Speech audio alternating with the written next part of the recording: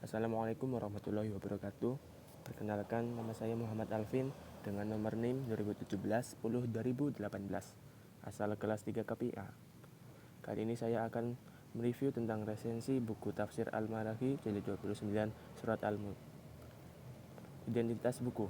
Judul buku ini berjudul Terjemah Tafsir Al-Maraghi jilid 29, pengarang Ahmad Mustafa Al-Maraghi, penerbit Toha Putra, tahun terbit 1989. Tempat terbit buku Semarang, cetakan pertama.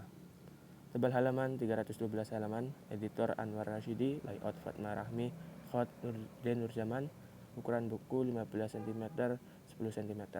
Koreksi hat Bahrun Abu Bakar, penerjemah Heri Nur Ali, Kaansori Umar. Isi buku: penjelasan tafsir pada surat Al-Mulk ayat 1-5 berisi tentang Allah mengagungkan dirinya, Dia pencipta makhluk dan pengendali kerajaannya. Penjelasan tafsir pada surat Al-Mulk ayat 6-11 berisi tentang Allah Subhanahu wa Ta'ala memberikan azab kepada manusia, jin, dan syaitan bagi mereka yang mengingkari keesannya, serta Allah Subhanahu wa Ta'ala mensifati neraka dengan berbagai sifat.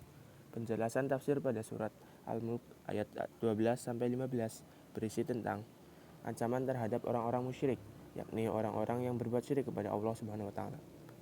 Penjelasan tafsir pada surat Al-Mulk ayat 16-19 berisi tentang siksaan-siksaan terhadap orang-orang musyrik.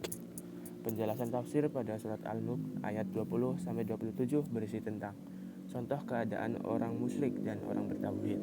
Penjelasan tafsir pada surat Al-Mulk ayat 28-30 berisi tentang perintah Allah kepada Nabi Muhammad SAW untuk mengatakan kepada orang kafir, kebinasaanku ataupun rahmat terhadapku tidak akan melindungi kamu dari azab Allah. Keunggulan buku. Buku ini memiliki beberapa keunggulan diantaranya. Pertama, praktis dan mudah dipahami karena penjelasan dengan menggunakan metode ijmali.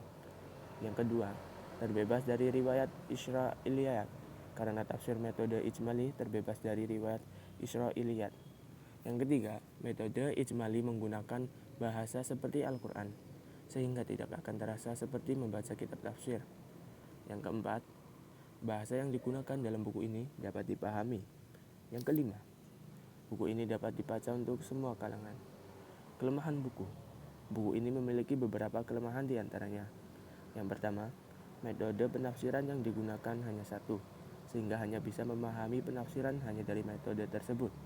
Yang kedua, tidak terdapat ruang untuk menganalisis, karena metode ijmali tidak dapat diandalkan untuk menuangkan analisis secara detail. Yang ketiga, kualitas pencetakan buku kurang baik. Dan yang terakhir, cover buku terlihat kurang menarik. Kritikan. Buku ini kurang cocok digunakan untuk diandalkan dalam menganalisis tafsir secara mendalam, karena metode yang terdapat dalam buku ini hanya satu metode. Saran, sebaiknya menambahkan metode lain dalam penafsiran sehingga adanya ruang untuk menganalisis secara detail. Kesimpulan dari buku ini adalah buku ini cocok untuk dibaca bagi semua kalangan yang ingin mempelajari tafsir Al-Quran. Penjelasan dalam buku ini mudah dipahami dengan menggunakan metode ijmali, yang mana bahasa yang digunakan baik dan mudah untuk dimengerti seperti bahasa di Al-Quran. Akan tetapi, buku ini tidaklah cocok untuk menganalisis tafsir secara mendalam. Sekian review resensi buku dari saya, kurang lebihnya mohon maaf. Wassalamualaikum warahmatullahi wabarakatuh.